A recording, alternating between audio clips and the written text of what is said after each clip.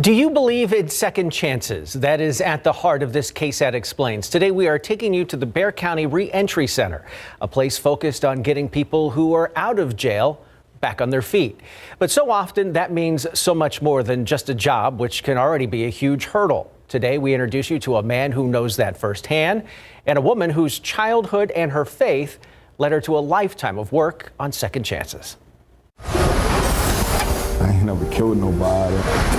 Robbed nobody. I sold drugs, you know what I'm saying? It cost me my life. Don Christian is 48 years old. This is the first job he's ever had. He's been working at Toyotetsu, a manufacturer of Toyota parts, for 5 years. He says, yes, it's had its challenges, but it's the decades before that were the real struggle. 20 years. 20 years.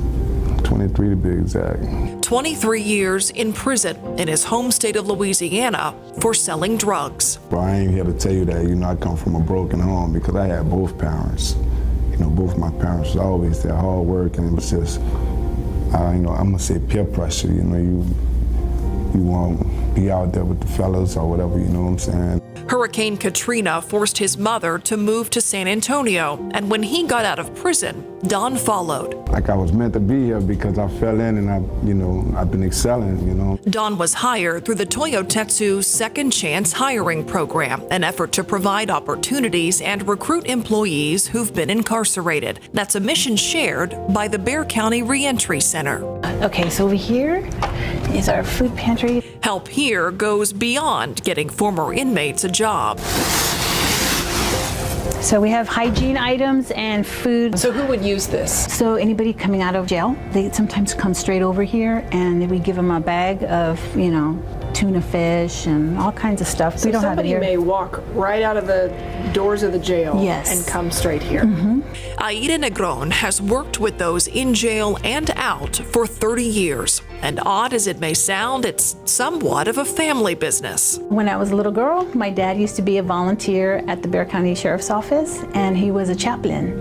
And so he would come home at night and tell us about how God had touched this person's life, and now he was going to be getting out, and he was a changed life. It was a lesson that stuck. Everybody has a purpose of why they're here in this earth, and I believe God put that in my heart to help this population, because I don't feel like it's a job, I feel like it's a calling.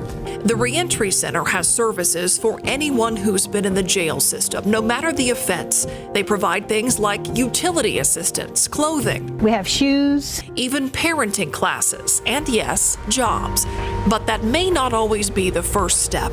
If after our assessment we see that they are still using drugs or not living in a stable home environment, we wouldn't want to send that person to go get a job because they don't have anywhere to live. That's where housing assistance or a recovery program may be offered. We have what they call MRT, moral recognition therapy. It's common sense things, like if you go up to, you're driving along and you see this nice house and it's well manicured lawn and all that, and you're thinking, well, somebody worked really hard and they got this place and they work on the yard and stuff. And sometimes on criminal thinking would be okay, I wonder what's in that house and what to do. When it does come to jobs, the Reentry Center has a list of over 70 employers willing to hire someone who's been incarcerated. In my history of working in the criminal justice arena, I've never seen this many employers interested in this population. The current labor shortage has a lot to do with that. At Toyotetsu, administration has seen it firsthand. According to the Manufacturing Institute, 1 in 4 Americans have a background issue. And in this tight labor market, I don't know why any employer would want to exclude that large percentage of the population that could potentially come and work for you. We've learned that our second chance job seekers have better retention generally than people that come in through normal recruiting methods. They're harder working and more dedicated. They've applied at other employers and have been turned down. 99% of the individuals that are convicted of something return to the community. And what shape do you want those individuals to return to? Do you want them more angry, more bitter, more schooled in the life of crime, or do you want somebody that's gotten the skills, you've given them the skills for jobs, you've given them the skills to interpersonal relationships. For Don, it's the second chance he needed. And for the first time, it's given him a future. If a person look at me on, from the surface, you see the tattoos, you see the earrings, I ain't gotta sell drugs no more. The bodies, earrings, you know what I'm saying? I got a car, I'm paying on a house. And one day, he hopes to get his mom a house. She never doubted me. She never made me feel like, she disowned me or, she always looked at me like, you can do this. A message that the Reentry Center passes on too. You believe people can change? I believe people can change. Absolutely. If you give a person a chance, you won't know until you know. That's why it's so good on the second chance. And you can find all of our KSAT Explained stories by scanning this QR code. Explained stories air Mondays right here on the news at 6. Coming up, the latest on the 4 power stations attacked in Washington state and why it's causing concerns over the nation's power grid. In Washington state, more than 14,000 utility customers lost power after officials say 4 power substations were vandalized intentionally. This as they search for suspects or a suspect involved in the attack. ABC's Zoreen Shaw is in Los Angeles tonight with the new concerns over the nation's power grid. Officials are urgently searching for a suspect or suspects who vandalized 4 substations, creating a Christmas nightmare for 14,000 utility customers in Washington state. Just a really terrible way to welcome everybody to Christmas morning. Many without power for much of the holiday. And I'm very much not happy that I can't entertain my child with all the Christmas gifts he got. And at one of the substations, officials say they arrived and found a fire that was intentionally set. At others, they said there was a forced entry and equipment that was vandalized that created a power outage. Authorities say it's unclear if this was a coordinated attack on the grid. There have been a slew of other attacks on power stations across the nation. Earlier this month, 2 electrical substations were attacked in North Carolina, knocking out power to 100,000 residents, prompting officials to declare a state of emergency. Authorities say no one has been arrested in the attacks. No motivation. Nobody's group has stepped up to acknowledge or accept that they're the ones that done it. So, yeah. I call them cowards. And then there were 6 separate attacks on substations in Washington and Oregon in recent weeks, including Thanksgiving Day. Though authorities have not said anything about the motive on the recent attack in Washington state, earlier this year, the Department of Homeland Security warned that domestic extremists could target the power grid. Zoreen Shaw, ABC News, Los Angeles. West Point announcing it will remove all Confederate symbols from its campus. Workers will remove the items during the holiday break, including a portrait of Robert E. Lee in the school library that shows him wearing a Confederate uniform. The military academy announced their plan in a letter sent to the West Point community last week. Defense Secretary Lloyd Austin approved the changes last October. They are part of the recommendations proposed by the congressionally mandated Naming Commission. The commission's mission is to remove all names, symbols, and monuments that honor the Confederacy from U.S. military facilities. West Point will undergo other changes in the spring. Take another live look outside with CityCam. 56 degrees now, dropping fast, Adam. Yeah, it is dropping fast. That temperature falls like a rock when you have the clear sky, calming wind, and the very dry air in place, that optimal radiational cooling. So still around the 60-degree mark in town, but temperatures are responding quickly to this to the sunset. And by midnight, we're at 40. 6 a.m. tomorrow morning, 30 degrees. But we'll talk about our temperature trend and how it changes in the days ahead and through the holiday weekend coming up.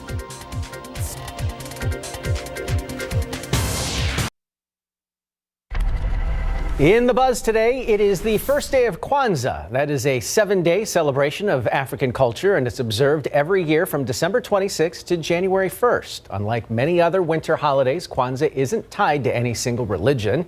It is meant to include people of all religions, so if you observe Christmas or Hanukkah, you can also celebrate Kwanzaa. Kwanzaa was created in 1966. And it is shaped by traditions and values from all around the continent of Africa. Each of the 7 days of Kwanzaa is associated with one of 7 specific principles: unity, self-determination, collective work and responsibility. Cooperative economics, purpose, creativity, and faith. An abandoned dog in San Francisco got an early Christmas present this month, a forever home. The dog, named Polaris, was left at the San Francisco airport by an international traveler who decided to continue traveling without the dog. According to San Francisco Society for the Prevention of Cruelty to Animals, United Airlines employees cared for the pup while it completed requirements to enter the U.S. Polaris was adopted by a United Airlines captain, and the airline threw an adoption party, as you see right there, on December 15th. The company also donated $5,000 to support the San Francisco SPCA. It has been an interesting few days, Adam.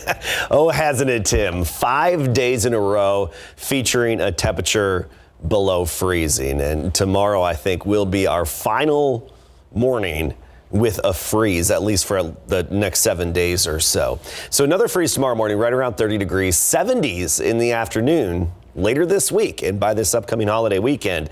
And here's the other key. Soon, no more chapped lips, right? We're so close to the Gulf Coast and the Gulf of Mexico that usually we get a decent amount of moisture around here, but these strong cold fronts wipe away that moisture in the air, and we feel it. That's going to change later this week. Let's talk about our morning low trend. Tomorrow near 30, Wednesday close to a freeze at 34 in the morning. So honestly, I'm just waiting until Wednesday night to put my plants back outside, my potted plants. And Thursday morning, we're in the 50s, and that's where we're going to be thereafter. Let's take a look at the big picture and the temperature trend. And notice those pink colors up north. That's where we have some of the coldest air across the lower 48, and it's directly associated with the upper level wind pattern. When you have these big dips in the upper level flow, pulls that cooler air southward, and that's what we've been experiencing. This will change and moderate a bit over the next several days as we talked about those morning temperatures and even afternoon readings. But as close as Oklahoma City, 25. You get farther to the north, single digits up in the Northland, which is an improvement upon the double digits below zero it was just late last week with that strong cold front that moved through. You look at our readings right now, and we're 60 in town, 57 in Hondo, 50 in Pleasanton, 48 already in Fredericksburg, and even Boerne down to 48 degrees. These temperatures falling quickly. Good radiational cooling, the clear sky, dry air, calming wind. Tomorrow morning, Bandera at 28, Divine 31. Nixon, Smiley as well, about 31 degrees. Seguin at 29. By the afternoon, we warm up to 60 degrees. So not quite as warm as where we were earlier today at 66, but at least a pleasant afternoon and a lot of sunshine. And that sunshine, it goes a long way when you have those cooler temperatures. Feels good when you're underneath that direct sun.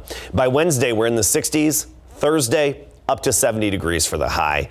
By Friday and even New Year's Eve and New Year's Day, mid 70s with a lot of sunshine this upcoming holiday weekend as well. No weather worries and no big freezes, no freeze at all for the New Year's holiday coming up.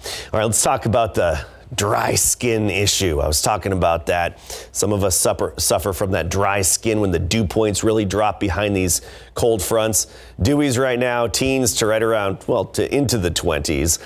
That's going to change gradually. Dew points back into the 40s to near 50 on Wednesday. By Thursday, actually a bit humid outside with dew points in the lower 60s. But that means no more chapped lips. Okay, later this week, you'll get a relief from using that lip balm so frequently. Here's the big picture in our pattern, and notice the blue. This shows where we have areas of snow as far south as Mississippi and Alabama, now stretching into Georgia. That's moving away from us, that big divot in the upper level flow, that big trough there. And we will have some ripples in the upper level flow moving overhead the rest of this week, but nothing to really generate good shower chances. Tomorrow, clear sky, nothing but sunshine. 7 a.m., 30 degrees. At noon, we're 52, then a high temperature of 60 at about 4 p.m. Notice those rain chances, only 20% on Thursday. And by the way, morning fog Wednesday and Thursday as that humidity rises. We'll have those gray, kind of damp and dreary mornings. And then this weekend, sunny 70s, then Monday, a weak cold front hits, could give us a few isolated storms, Tim.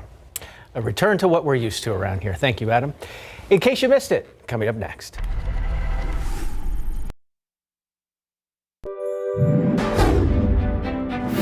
It is Monday, December 26th. Today is expected to be one of the busiest travel days of the holiday season, and travelers around the country are being forced to deal with cancellations and delays. At San Antonio International Airport this morning, hundreds of air travelers were stuck in the Alamo City due to canceled flights. A good majority of those cancellations, 15, were with Southwest Airlines. A statement released by the airline citing the winter storm as the cause for the cancellations.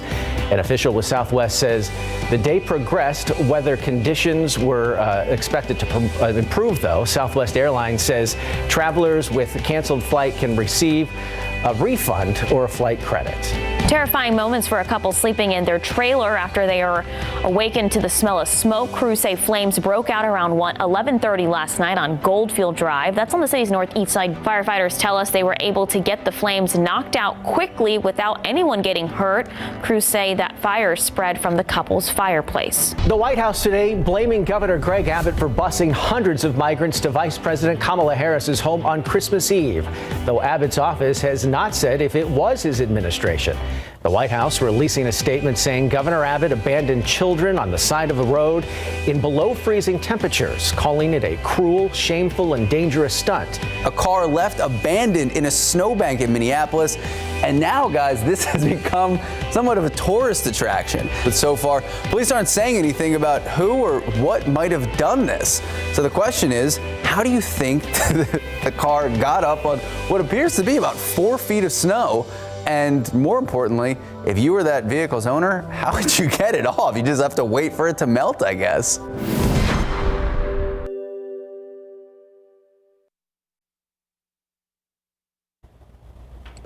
Tomorrow, a lot of sunshine, but get ready to feel the chill again in the morning with the temperature right near 30 degrees. So a brief light freeze.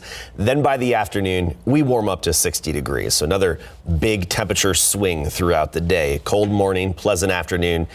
I do think tomorrow will be our last freeze of the foreseeable future here. Wednesday, it'll be close, about 34 degrees in the morning. But by the afternoon, we're talking 60s and then even 70s by the end of this week and into the weekend. So this cold, frigid Christmas air will be a thing of the past by New Year's Eve and New Year's Day. Great weather to ring in the new year. That's all of our time. Thanks for watching. We'll see you back here for the Night Beat tonight at 10. Have a good evening.